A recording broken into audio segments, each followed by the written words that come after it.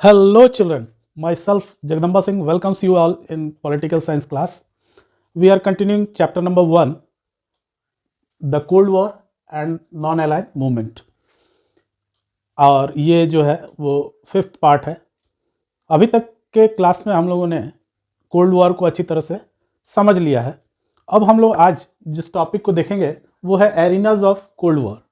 Arena का मतलब होता है दायरा, यानी कि कोल्ड वॉर का दायरा कितना बड़ा था और क्या क्या चीज़ें उसमें शामिल थी, कौन कौन से युद्ध हुए, इन सब पे एक बारीक नज़र हम लोग डालने वाले हैं.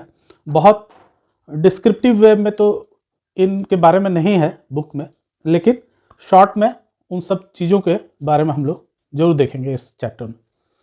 तो आइए शुरू करते हैं. Arena of cold war. The cold war lead to several shooting wars, but it is important to be noted that this crisis and wars did not lead to another world war.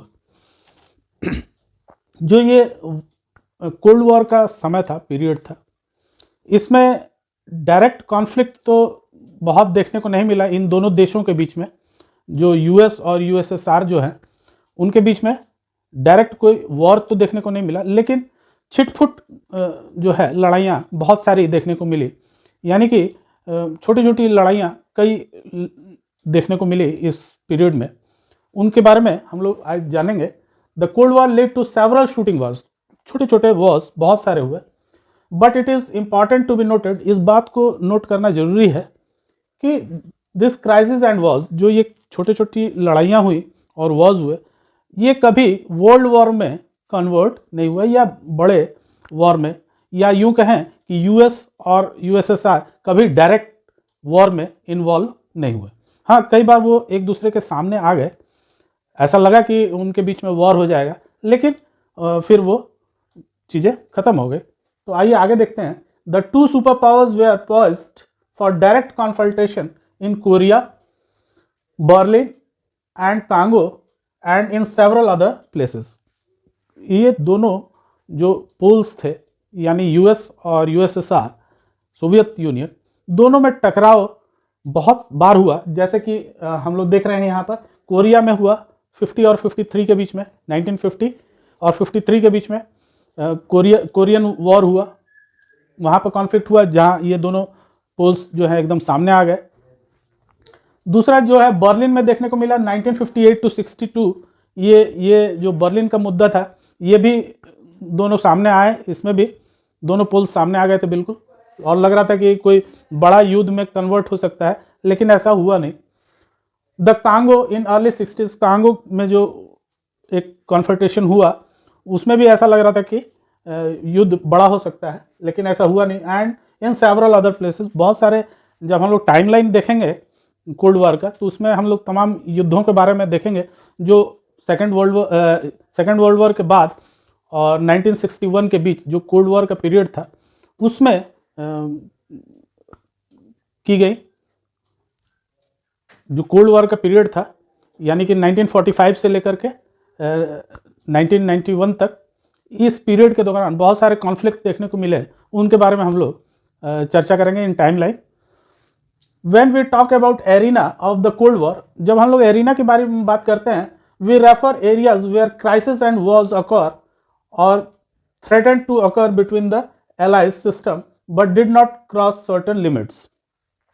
इसका मतलब जब हम arena की बात करते हैं तो हम उस चीज़ की तरफ इशारा कर रहे हैं जहां दोनों बिल्कुल सामने तो आए, लेकिन एक लिमिटेशन उनके बीच में कायम रहा, और वो एक उस दायरे को उन्होंने पार नहीं किया, और जिसके बाद न्यूक्लियर वेपन्स का इस्तेमाल हो सकता था.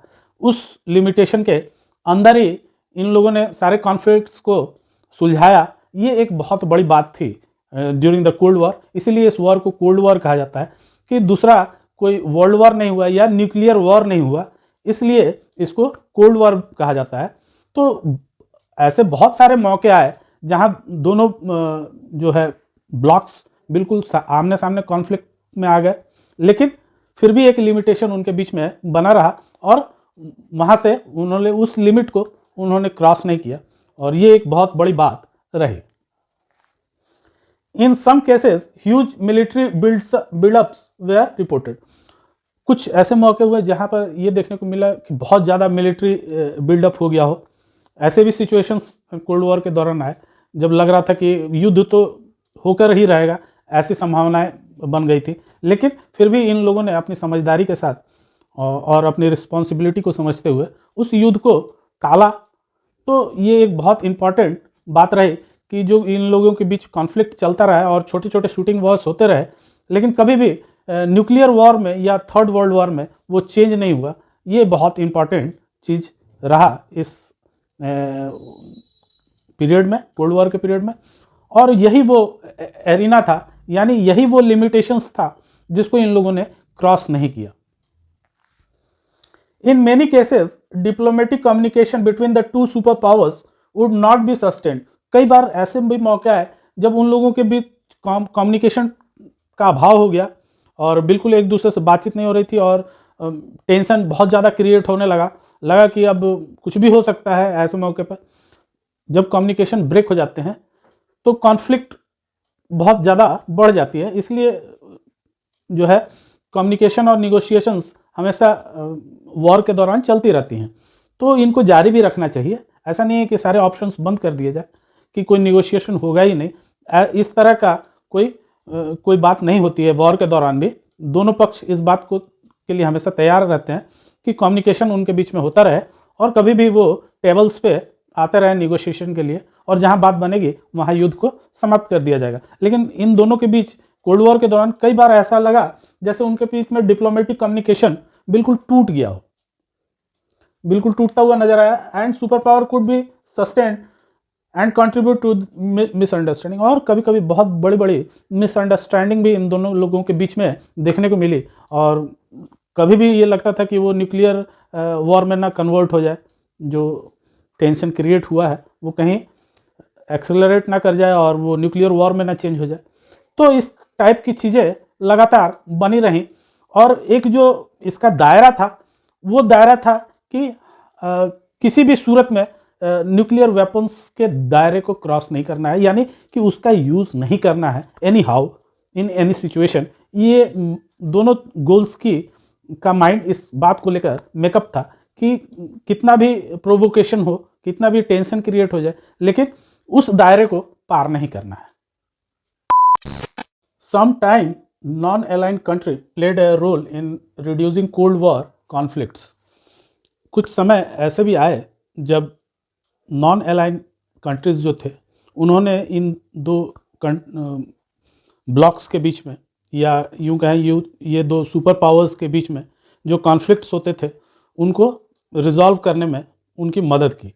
तो नॉन अलाइंड जो कंट्रीज़ थी इन्होंने कई बार ये प्रयास किए और उसमें कई बार इन लोगों को सफलता भी मिली कि इनके बीच जो कॉन्फ्लिक्ट चल रहा है उसको रिजॉल्व किया जाए।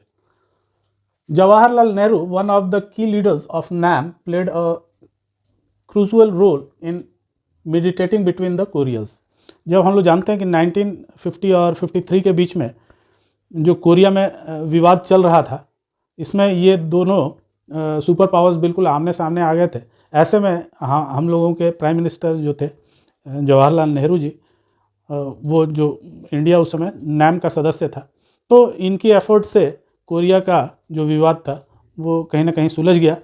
तो ये कहना कि NAM कंट्रीज़ का पहल बहुत अहम हो गया था उस समय।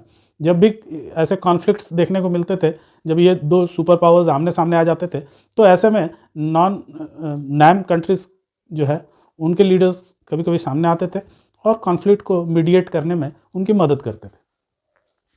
इन द कॉन्गो क्राइसिस, जो कॉन्गो में क्राइसिस हुआ 60s के आसपास, the UN secretary general played a की मीडिएटर रोल। उसमें UN सेक्रेटरी जो थे उन्होंने मीडिएटर का काम किया। तो हम लोग देख रहे हैं कि NAM कंट्रीज़ और UN, जिसकी स्थापना 1945 के वॉर के बाद हुई, ये दोनों के पहल से कई जगह समझौते हुए और कई जो कॉन्फ्लिक्ट्स थे उनको हैंडल किया गया, उनको मीडिएट किया गया इनके द्वारा और उसको रिजॉल्व किया गया। As the cold war rolled from one arena to another, ये एक जैसे ही कहीं एक जगह वॉर शुरू होता था तो उनका एरिना चेंज हो जाता था और उसमें बदलाव आने लगते थे। तो as the cold war rolled from one arena to another the logic of restraint was increasing. तो उनके बीच में जो है संयम को की पूरी परीक्षा उसमें इन दोनों सुपर पावर्स के बीच में होती थी कि तरह तरह से वो एरिना जैसे जैसे चेंज होता था, कहीं एक जगह वॉर हुआ तो वहाँ कुछ दायरा उसका अलग था, कहीं दूसरी जगह कॉन्फ्लिक्ट हुआ तो वहाँ उसका दायरा अलग था। तो हर एक मोर्चे पे उनके संयम की परीक्षा हो रही थी कि कितना उनमें संयम है कि वो न्यूक्लियर वेपन रखते हुए भी उसका इस्तेमाल नहीं करेंगे। तो ये एक बहुत बड़ी बात उस समय हो रही थी कि बार बार वो ट्रैश हो रहे थे लड़ाइयों के दौरान। The cold war did not eliminate rivalries between the two alliance, mutual suspicious lead them to arm them. तो ये जो प्रतियोगिता प्रतिस्पर्धा इन दोनों के बीच, सुपर पावर्स के बीच जो चल रही थी, तो ये ख़त्म तो नहीं हुई, लेकिन उसके कारण आर्म्स बहुत ज़्यादा इन लोगों ने बढ़ाने शुरू कर दिए अपने। यानी कि ऐसा लगता था कि कहीं ये वेपन पहले वो सुपर पावर ना बना ले, उससे पहले मुझे बना लेना है। ऐसी वाली प्रतियोगिता चल रही थी हर एक चीज़ में, खास करके आर्म्स के क्षेत्र में। तो इसलिए आर्म्स तरह तरह के और बहुत सारी मात्रा में आर्म्स उस समय बन चुके थे। Huge stock of arms were considered necessarily to prevent the war from taking place. और वॉर को टालने के लिए और कुछ नहीं, तो बस ह्यूज अमाउंट में आर्म्स को बनाना ही एक विकल्प इन दोनों के पास रह गया था। और अब वो समय आ रहा था जब इस पर विचार करना उनके लिए ज़रूरी हो गया था कि क्या ये प्रतियोगिता इसी तरह चलेगी या फिर इस पर कोई अंकुश उनकी तरफ से लगाया जाएगा। तो बच्चों, धीरे धीरे इन दोनों पावर्स को ये महसूस होने लगा था, ये बातें समझ में आने लगी थी कि ये जो आर्म्स की होड़ है, ये कहीं ना कहीं उनको एक बहुत खतरनाक मोड़ पर ले जा सकती है। ये बातें अब उनके समझ में आने लगी थी। The two sides understood that the war might occur in spite of restraint. उनको ये बातें समझ में आने लगी थी कि संयम के बावजूद भी ये कभी भी एक्सकलरेट हो सकता है, कि ये वॉर में चेंज हो जाए। तो ये चीज़ें हो सकती हैं, ये चीज़ अब समझ में इनको आने वाली थी। यानी कि अब ये अंजाम को देख रहे थे कि अगर ये प्रतियोगिता और ये प्रतिद्वंदिता इसी तरह चलती रही तो ये एक खतरनाक मोड़ पर जाकर समाप्त होने वाली है। ये चीज़ें अब इनके समझ में आने लगी थी। Either side might miscalculate the numbers of weapon और the intention of the other side.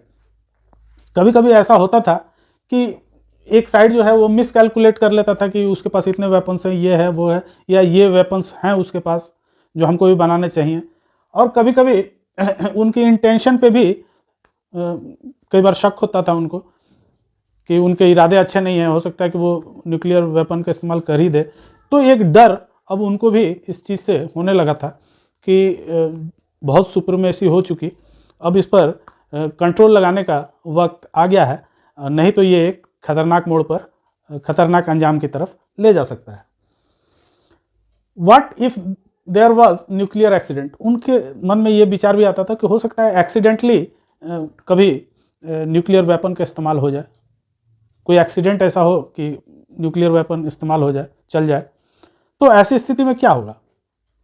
What would happen if someone fired of a nuclear weapon by mistake, कि गलती से अगर चल गया न्यूक्लियर वेपन, तब तो तबाही हो जाएगी, पूरा वर्ल्ड जो है, पूरी मानवता जो है वो समाप्त हो जाएगी।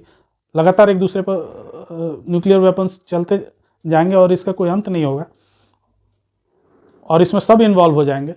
तो ये चीज़ें उनके दिमाग में कहीं ना कहीं अब ये बातें समझ में आने लगी थी उनको, या यूँ कहें कि इन बातों से अब उनको डर लगने लगा था कि ये बारूद के ढेर पे हम लोग, पूरी मानवता जो है वो बैठी हुई है और इसका कारण हम लोग हैं कि ये दो सुपर पावर्स ने पूरे वर्ल्ड को बारूद के ढेर पे बिठा दिया है। If a soldier mischievously shot off a weapon deliberately to start a war, अगर कोई सोल्जर किसी भी साइड का, कोई भी सुपर पावर की तरफ का सोल्जर जो हो सकता है कि वो गलती से या जानबूझकर फायर कर दे न्यूक्लियर वेपन, तब तो पूरा तबाही हो जाएगा। तो मतलब एक बटन के दबाने मात्र से ये सारा कुछ हो सकता था। इस बात को अब ये लोग बहुत सीरियसली ले रहे थे। In 1960s, the two sides signed 3 significant agreements within a decade. 60 के दशक में इन लोगों ने 3 बड़े ट्रीटी पे सिग्नेचर किए। दोनों ही सुपर पावर्स ने इस बात को समझा कि बहुत ज़्यादा हो गया, अब इसको नॉर्मल करना ज़रूरी है, और यहाँ से अब उसकी घटने का क्रम चालू होने वाला था। और इस दौरान उन लोगों ने 3 बड़ी संधियाँ की आपस में। These were the limited test ban treaty। पहला जो था वो लिमिटेड टेस्ट बैंड ट्रीटी था, दूसरा जो था वो न्यूक्लियर नॉन